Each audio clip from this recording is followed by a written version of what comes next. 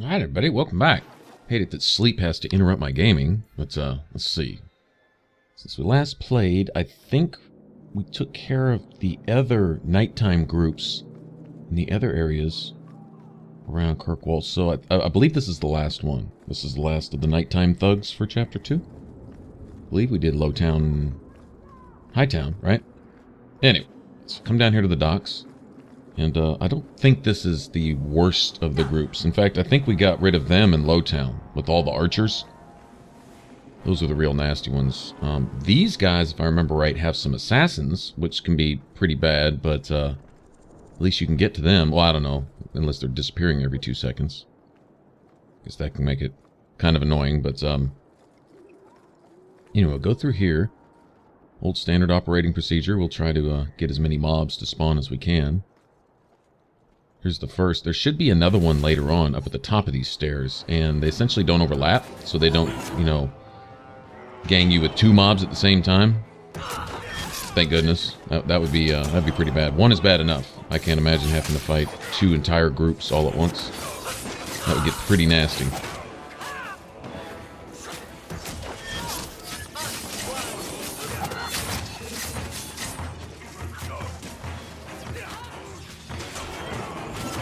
And there he is. There's our assassin.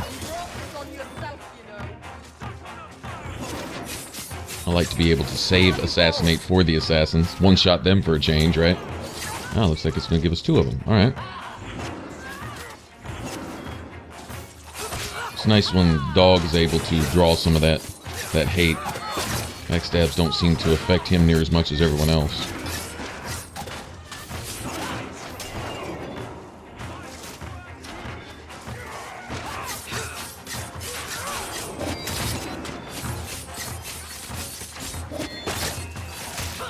Nice.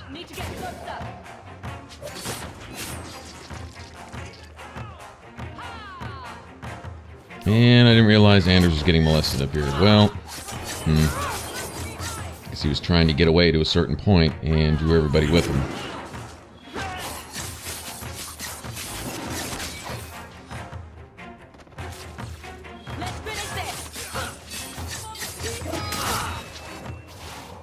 Yeah, good deal.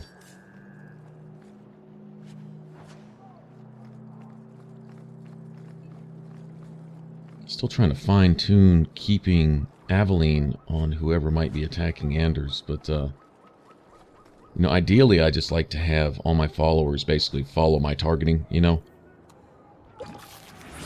But, Aveline really needs to try to draw the hate away from Anders. I don't really know if she's able to. I mean, I've had this problem before, and in some situations she does just an excellent job of drawing everybody's hate, and then other times there must be something I'm missing in her skill tree still that allows her to draw more hate. I think, actually, maybe an upgrade to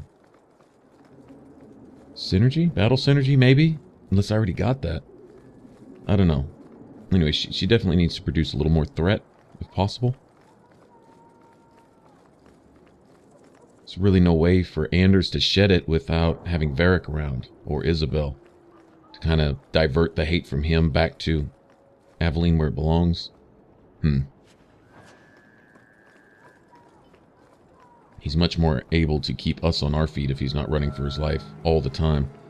Thing is once they start really doing damage, they're going to draw hate, mass hate to themselves, especially Meryl. Especially her.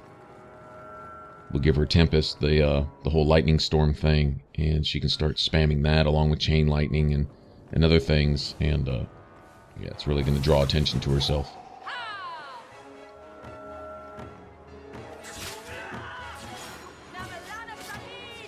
I do believe giving her Stone's Throw, though, has made some difference there. It's not a skill that I've used much in the past, but seeing that it's coming in handy, letting her, get away for a second. Sometimes a second is all you need. There are times where we can knock down enemies pretty fast. We can really cut through some mobs, and it's it's just going to get better as we start buffing up our builds. We'll start putting up some really good numbers. I think the numbers now are all right. Twin Fangs and Assassinate, and all that's all good and everything. Getting some combos off chain lightning and stuff, but later on, you know, of course, it's going to get even better. And so her just having just a split second just to basically get away from a mob that's bothering her, odds are if she can get out of the way, if Aveline's anywhere nearby, all that threat will transfer to Aveline anyway. There's really no move like that for Anders, so may just keep it in mind, kind of keep things as they are, and just keep an eye on Anders throughout any fight, and concentrate on him. If they're worried about him, then their back is to me. And I think I can take a lot of the attention off of him, but, you know, it's hard to keep my eyes everywhere all at once. That's the thing. That's what I love about this game. There's always something to tweak. There's always some new little thing you can try just a little bit different to see if you can squeeze an extra little bit of performance out of the party. Try a different skill here, different tactic combination there, you know, that type of stuff. We're still not fully set up for all of our combos. Getting there. So, I think I need to give Aveline just a little more gas in her tank. Give her some more stamina. I think a lot of her stuff, it's not really percent stamina. It's just a set amount of stamina that's reserved for some of her stuff. Seems like that's the case. The Screaming Mage. You have a lot of enemies. More than I knew. My reputation precludes me. Take my advice, friend. Stay away from storytellers. Never know what they'll say. One of you guys clue me in. I'm really not sure the relevance of that. What part Sketch plays in here. This has always been kind of a vague side quest. It's also buggy. His quest marker doesn't appear until I think we go do something else. And then, I mean, it's done. At least this one's finishable, not like that one down on the Wounded Coast. Which is, I do believe the first time I've run into that particular one, where we just can't finish it. It just can't be done. I may have run into it before, but anyway, it's kind of annoying that it's happening here. Not exactly sure what I did wrong, and I've tried anything I can think of to fix it. Went and even looked it up, Googled it, and apparently it just happens. There was something in there about if you leave the Wounded Coast before finishing or turning in that quest, then it's unfinishable. And that's how the game's acting, as if I left, even though I didn't. Perhaps something, maybe saving at a particular point, or saving and reloading. Who knows? I don't know. But whatever the case, it's definitely glitched, which is not opening up the actual turning in of that at the keep. I'm hoping that just magically pops up later. I just get to, you know, I get a quest marker in the keep out of the blue and get to turn it in. I'm hoping that happens. I'm, you know, not holding my breath, but you never know. It could.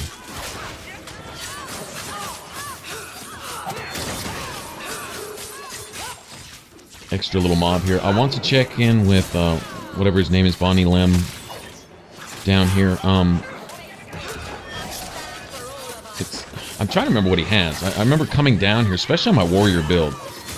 There was a ring. It seems like he has a ring or an amulet or maybe a belt or something that I would normally buy for Varric. It's really expensive. Like, really expensive.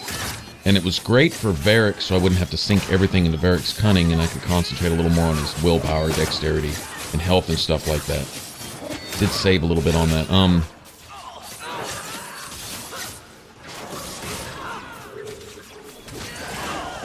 But I remember it's almost a whole axe worth of earnings, if I recall. And there's also the gauntlet to run up there in Sundermount. And there's a golem merchant at the end of that one. And I believe he sells something that I actually am going to use. I think it's a belt. I believe it's a belt.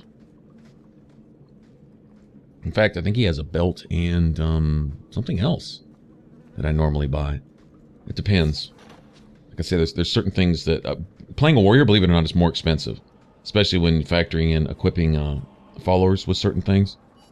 I really take a lot more time and effort in equipping my followers with the Runes of Fortune. So we can, you know, really stack the extra money gain throughout the whole thing. Essentially, sometimes I'll forsake protection just to get... extra fortune runes, just, you know, pull in just a little bit more income. And it got to be the key thing with that is making sure you put them in there when you know you're going to be able to keep them in there for a while, because they cost half a silver a piece, so it takes a minute just for them to earn back their keep, essentially. The tricky bit is placement. You know, if you put one of those in all your followers' various gear, you might spend 3, 4, 5 gold there. You got to get that 4 or 5 gold back in extra earnings just to justify having used them. Then hope to get some profit after that. So it's good to put them in early and keep them in, like I say, forsake, you know, defense later. Well, there's some things that I want to do here that really just having, there it is. Yeah, that ring right there, 88 friggin' gold. Come on, man. That's almost all the gold you're going to earn in an entire chapter, just about. And they put this in here strategically because if you remember, there's the staff from that merchant on the Wounded Coast, that one mage guy, and that thing's 100 and something. And I'm seriously doubting you'd be able to get both, you know, in a chapter. I mean, you'd really be pushing it. That's 200 gold in a single chapter. That's asking a lot. And that's assuming you hadn't spent all your gold from chapter 1 buying tomes and things like that. Then the few tomes and backpacks and armor upgrades and stuff that are available in this chapter, you're talking getting up in the, I guess, 250 range, you know? All said and done. And that's just this stuff, not counting any money you spent in chapter 1 coming, shoot, I usually come into chapter 2 basically broke. Other than the profits I make from the very end of the deep roads. Outside of that, I go into the deep roads penniless almost, you know. Alright, so we left the area and we come back, so a lot of these guys should have respawned. Don't remember where the actual boss of this area is. I think he's down there to the right. So I'll try up here to the left first. So it seems to me once you kill the boss, it essentially could just stop anybody else from spawning. So I'll try to get to him last. Like I say, a few extra of these is a few extra 300 XP here and there. That definitely adds up.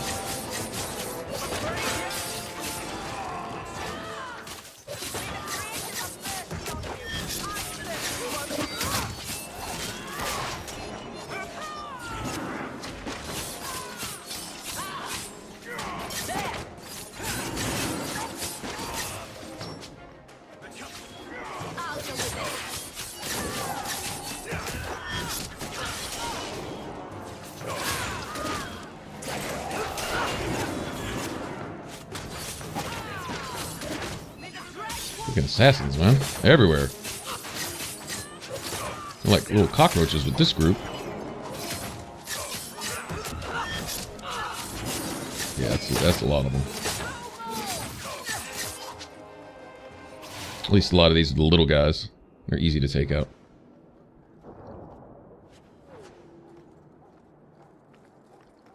Undercut Thrifters.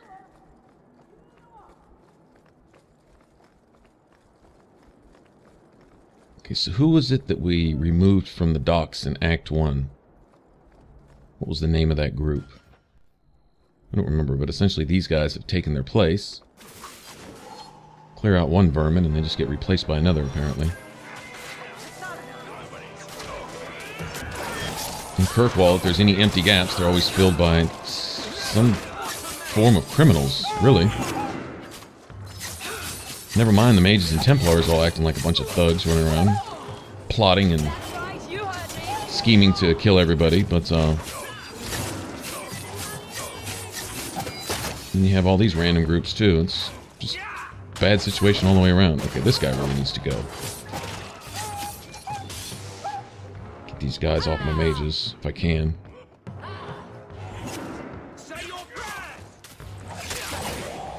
There he is. Damn, okay, this guy's a badass. Seriously.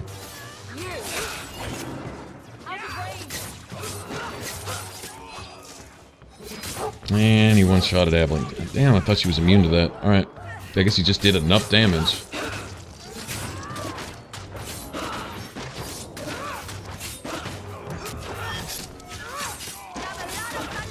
I need to trying to catch up to these guys. Okay, this guy really, really needs to go. Seriously. I guess this is their boss. Wow, okay, yeah, this is their boss. He can heal himself and everything. Notice how Anders got Abilene up. Yeah, holler at you, dude. Okay, that guy was annoying.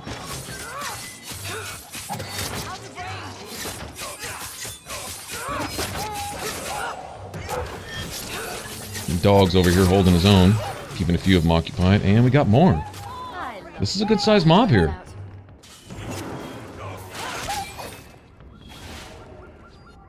You're by yourself, buddy. Okay, enough's enough. Seriously. Dude hit Aveline hard enough to take her out. That's hitting pretty hard there. For some reason, I thought she was immune.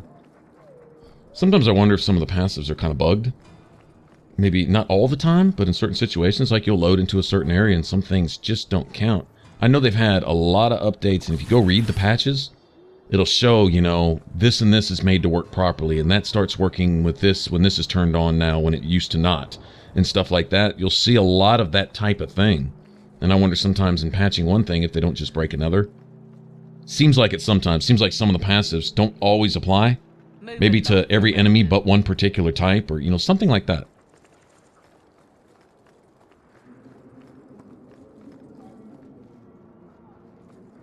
I mean, notice this guy's quest marker just doesn't go away. I mean, it will eventually. Yeah, he's kind of bugged.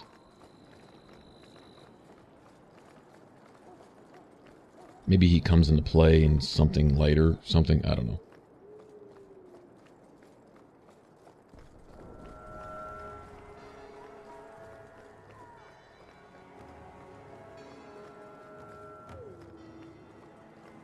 Okay, so we'll go to their boss area. Their home base. I'm sure we've got more assassins waiting for us here. At least we don't have archers to deal with. We haven't yet, anyway. That's a good thing.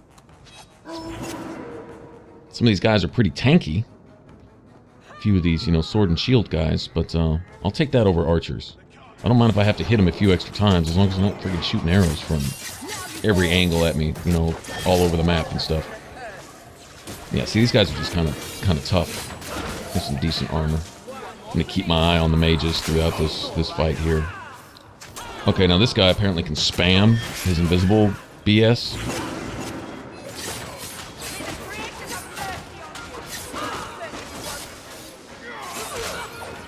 And rather than going in the tactical menu, it's really kind of hard to target this guy because he will get in the middle of all of his little girlfriends here. It makes it kind of annoying. I can just take him out. It's going to be hard if he keeps healing. I can't take one backstab from him. I already know that. I don't even have to think twice about that. See? He can spam that. And, yeah, that's kind of not fair. It's one thing they do in Dragon Age 2 is enemies don't have the same limitations you do. Sometimes they have essentially unlimited stamina and mana pools. And they can spam their special ability. They can use it back to back to back. Whereas you have a cooldown, they often don't. Or their cooldown is 2 seconds, whereas yours might be 20 or 30 on the exact same ability. Teach you to mess with a mage. But, well, he didn't do any real damage. I'm kind of surprised. He didn't take out my whole party, essentially. They have a habit of doing that. Once they can get one down, they'll just start moving from target to target, and while you're trying to deal with the mobs, they're just essentially assassinating your whole party.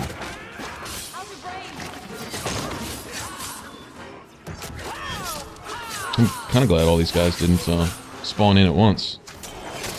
Seems like they normally do. And we got another one. Okay. See, this guy's going to give us problems. He's probably targeting me, too, right now. So I think... I was going to say, I think he was... Go after... Oh, there we go. If I can get an assassinate on him, I think I could... Oh, I don't have it available. Damn it. Yeah, see, when he's paralyzed like that, petrified, assassinate is essentially a one-shot then. And I think rock armor just saved Meryl there. Okay, now look, Meryl healed herself, and she's still not able to activate Blood of the First. Or else she just activated, and that's all she's got going. Interesting.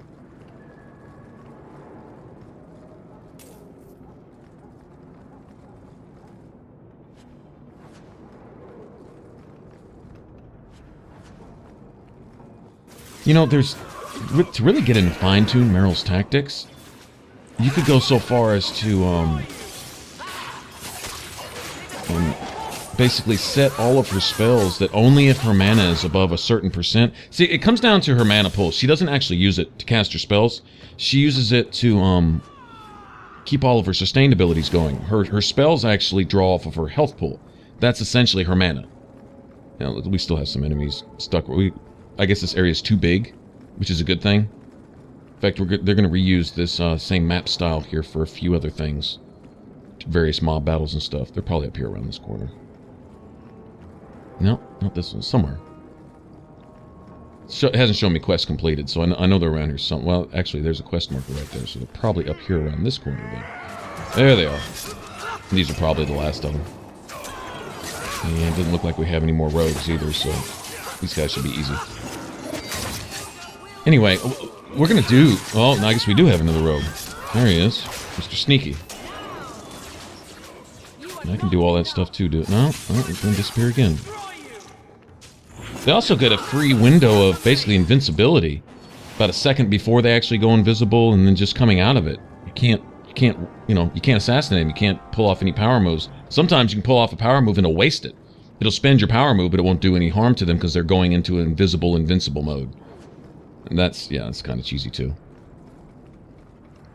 But, alright, so with her drawing off her health pool for her spells, the thing is when she, talked about this before, when she's hurt, she has to deactivate Blood of the First, which is what allows her to draw off her health pool for spells instead of her mana pool, right? And the thing is her entire mana pool is depleted because she's been keeping her sustains abilities, like, elemental weapons and Blood of the First and rock armor and all that kind of stuff. She's been keeping those active with her mana pool, so her mana is essentially at zero. So once she heals herself, she has no way to reactivate her sustained abilities. Right? Because she has no mana to draw from it. And if she starts to cast some spells, which, she's, in her tactics, she's assigned to cast, certain stuff under certain conditions, then she never regenerates enough mana to reactivate Blood of the First. And so she's drawing off basically an empty mana pool. And basically she relies just on her staff attacks then. So she's an absolute beast at the beginning, but as she starts taking damage and gets hurt enough to where she has to deactivate everything just so she can heal, she's doing that, but reactivating Blood of the First is what I'm keeping an eye on. And I saw her do some stuff there, but I don't know. I'm going to go in and retool her tactics one more time, and everything's going to be based on her mana. If mana is above a certain amount, then reactivate such and such, right? But everything has to be... I may even do that with Blood of the First, as long as mana is above a certain amount. And just in that condition. So it'd be any time she has enough mana to activate it. But still, that's the problem, is when she deactivates them, she starts drawing off her mana to use spells instead of her health. And so it's an issue. I just refuse to go in there and manually control it. I want the tactics to do that, and I'm going to find a way to make it do that. I'm just dead set on it. Find a way where she can heal herself when she needs to and still reactivate all of her abilities. Or just, if she goes down, she's down. I could always just roll like that, too. Just not have her heal herself at all and just hope that, she can either take out the enemies or just avoid attention altogether, which is almost impossible because she's doing so much spike damage. She draws mobs to herself sometimes. With or without Aveline nearby. She does have Stone's Throw. I don't know.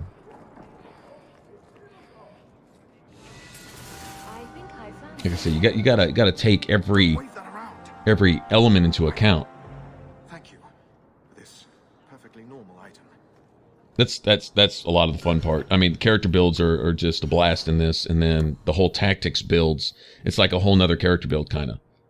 I really get a kick out of it. So, like I said, and it's really cool once you figure out something that works, and you see the whole party doing their thing. We're there. I mean, this is pretty solid. But I still have that one issue with her whole Blood of the First sustained abilities thing. Is the stuff that I ask her to do basically adds up to all of her mana. And not having that mana available to reactivate that. I don't know. I'm not sure how to get around that. be cool to come up with some kind of formula. I mean, yeah, I'm just going to have to tweak it. Anyway, just running that through my head, trying to figure it out. I'm actually going to have to go in and get some hands on and really look at it and try to figure something else. 'Cause from what I saw right there, it's not quite doing it. She got some of her sustains reactivated. It's giving me hope. I think I'm on the right track. I think it's just rewording it just the right way. Like, if such and such a condition, then do that. And there's going to be something in there that just makes it work.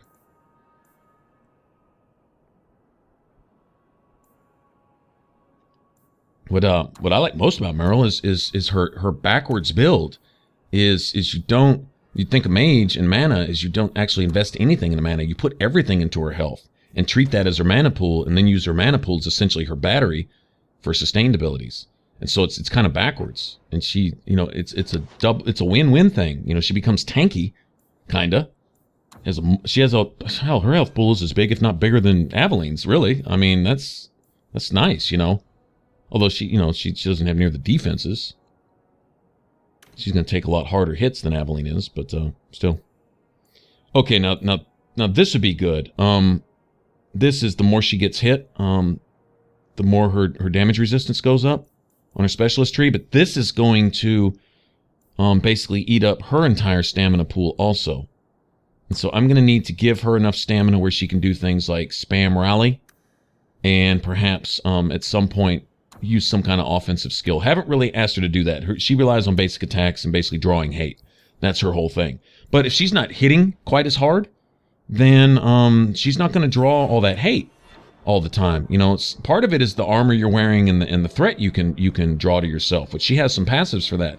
But another part of it is how hard you hit. Notice my mages drawing all the hate to themselves. Hell, they're almost acting like tanks, because they hit so hard that the enemies turn around and say, what the hell was that? And then all of a sudden they mob my mages. Well, I need Aveline to be doing some of that too. So if she can hit hard and draw threat also, then that'll help. But,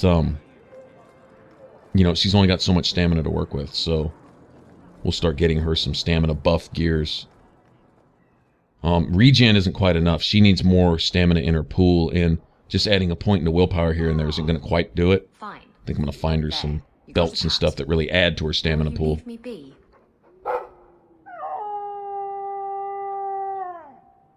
Try to sniff my crotch, and I swear I'll stab you. Oh, shoo!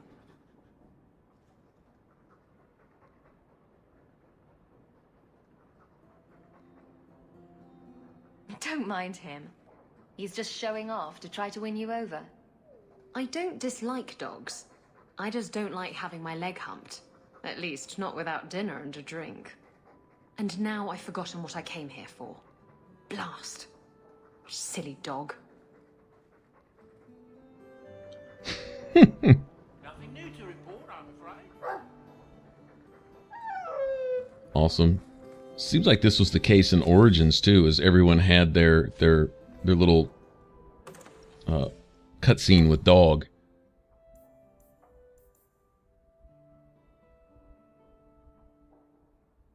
Seems like we get that here too. All right, so now that I've leveled, I can go ahead and upgrade my stuff a little bit. I'm still wearing Chapter 1 armor and gear and stuff. So I can put on some of this. This is more along the lines of what we have available to us now. Actually, that chest piece looked a little higher in value. I think most of the other chest pieces around this level are mid to high 200s, and that was in the low 300s, so that's cool. That'll last a while, and that's fine. That'll give me less to have to think about.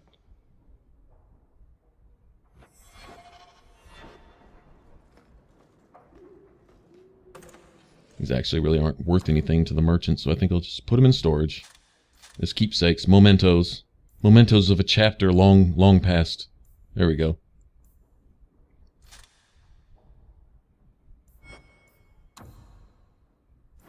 Actually, you know what? I'm just going to sell a bunch of this stuff. And this level's with you? You know what? There's nothing really just fantastic about that. But if I could just give that to Fenris and then just sell all the rest of the two-handed weapons I find, that would get a little extra gold here and there. I'm going to take a bunch of this stuff. I'm going to see if Sebastian can't use that bow, too. And then from now on, any bows or two-handers that I get, I can just sell. I won't even have to think about it. And just figure, I'm not going to be using Sebastian or Fenris unless there's something companion quest related. They're just not part of my key party. So, come to think of it, I think I'm going to put everyone that I haven't run with in a while in my party real quick. We're going to step out the door and equip everybody and level everybody up real quick. It's kind of cool. All I have to do is essentially just step outside. Actually, I probably could go to the merchant right now, too, and sell a bunch of this junk, but I can do that anytime. Sebastian, I haven't run with him much. If I were to do a build video, I probably wouldn't include him because I don't have really a whole lot to say. I think a lot of times there's a certain amount of experience you have fighting with certain party members, and you kind of know what works best for them. Like some abilities that on paper may not look all that amazing, but then in actual combat and gameplay, they're absolutely fantastic. And so I have no experience to draw from with Sebastian. I think I've only essentially gotten him once just doing DLC, and that was on Xbox. So that was a long time ago. And like I said, I don't know, haven't looked too much. I mean, his specialist tree here, just about everything looks pretty good. Don't see a whole lot in terms of, buffing the party, helping everyone else, except for his just basic rogue abilities like Chameleon's Breath and stuff like that. I mean, he has those types of things. His passives look good. I mean, Saul looks great. His ability to do damage, and that may just be his thing. Kind of a lot like Sarah in Inquisition. It's just the ability just to deal her share of pain, and that's it. Other than that, nothing real special, but, anyway. Fenris, gave up on trying to make him an off tank. He's just, even with his passive ability, he's still just squishy. He really is.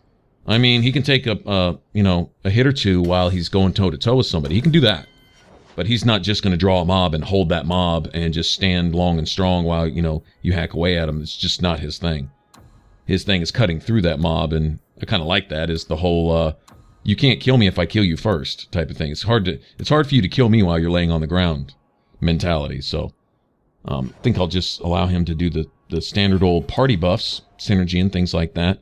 What's really cool about synergy is it doesn't really work by itself. Like the whole word synergy, right? Everything feeds off everything. Is he essentially passes on any other passives that he has active. So if he has a skill that you say, that would be sexy if the whole party had that, then give him synergy and assign him that skill and have him keep those particular things active. And synergy will tell you which benefits it passes along to the rest of the party, right? And he'll buff you, and basically you buff him, and everybody's good type of thing. So I'll have him at least run that. So he'll keep his passives going. I don't ask him to do a lot as far as abilities, because most of his two-handed skills are friendly fire anyway. He's going to wipe the party with them. He's going to kill us before he kills anyone else. So essentially it's his basic attacks and doing his thing. Now, if I was playing a different party, say I was playing a mage, and we were running, like, say, a mage rogue, and it was basically heal Fenris and then kill everything type thing, nuke the battlefield type stuff, that would be a different story. Might even bring in some elemental stuff and have Fenris with really high elemental resistance to our particular damage type. Or just run with the, the primal tree, and just keep lightning spells and things like that out there, which is kind of a handicap against the Canary. But other than that, everyone else is usually pretty weak to lightning. And so that's good for mobs in the game in general. Might save something like give Fenris a shit ton of fire resistance, and then go with, some firestorm type stuff. Fireballs and what have you. And you can get Fenris's resistance high enough. You'd really have to stack all of his gear and all of his stuff for that. But I mean, that's part of a build, is you gear somebody towards a particular playstyle. And then you could run mages with that, and you would do very little damage to Fenris. In fact, Fenris can gain some bonus, I believe, on missing health. I think he has some Reaver type ability. Maybe it's stamina. I don't know. But anyway, you can do something like that. You can also run Aveline like that too. Give her heavy resistance to a certain damage type, and then run your mages with that particular damage. Do you ever wonder what he thinks about? He still thinks about dog things, just with more clarity. Are you aware that this breed originated in Tevinter? The Magisters bred them. It said the Mabari defected during the Imperium's invasion of Ferelden. Merely a tale, but I rather like the idea they found the barbarians more palatable than the mages. Exactly so. So the dog knows, huh? Let's hope your hound doesn't take after his ancestors too strongly, Nothing new to report, I'm afraid. Even my dog understands things about mages. Well, it's nice to have someone of intelligence validating your opinion. Right? Okay. Anyway, thanks for watching, guys. All right, we'll get into more stuff on the next one. All right, if you want to subscribe, click that button up top. For the rest of this Let's Play, you can click that image there in the middle. Take you to my playlist, all right? And I will catch you guys in the next one. Y'all take care. Bye-bye.